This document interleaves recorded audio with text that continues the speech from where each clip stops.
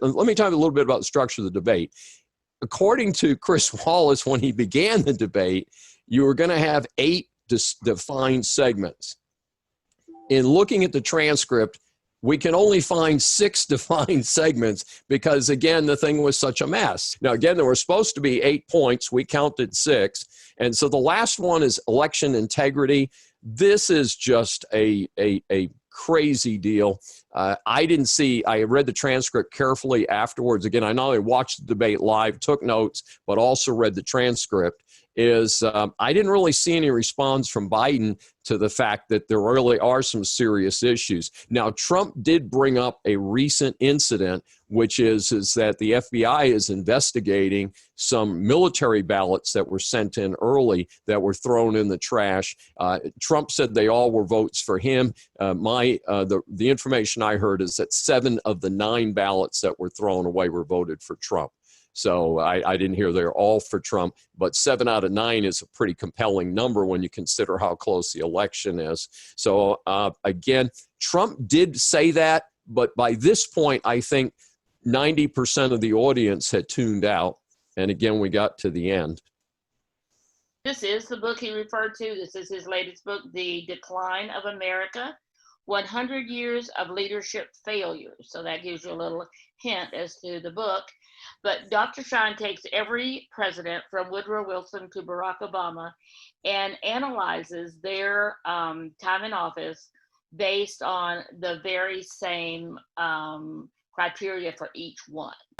What are some other topics that you use to actually take a look at them, Dr. Schein? We evaluated the presidents on basically 3 standards. One was the success of the company, their key management decisions. 2 was their personal ethics, and 3 was the ethics that they incorporated in their rulings and decisions made in favor of America. And so we had people like Bill Clinton, who has 0 personal ethics, but had a fairly successful time in office because the economy itself did well. And then you have people like Richard Nixon, who actually accomplished several good things, but ultimately got our 1F grade. So, but those are the 3 standards that I use for each of the 17 presidents in the book. So get this book, and you have 1 month to read it and do some research before we elect our next president. And if you want to know how any of these presidents, from Woodrow Wilson to Barack Obama, how they handled crisis. Woodrow Wilson had the last pandemic in 1917-18 time period. So if you want to see how he handled that and compare it with how we are now handling the pandemic that we have called COVID, then that's a great thing to do. You can look at both of them and see. So get this book, research it, study it, as we're making plans for the next election on November 3rd. So we would invite you, if you have questions about the debate or questions about anything that Dr. Schein has talked about today, that you would post them in the comments, either on YouTube below the video or anywhere you see the video. We would welcome your comments.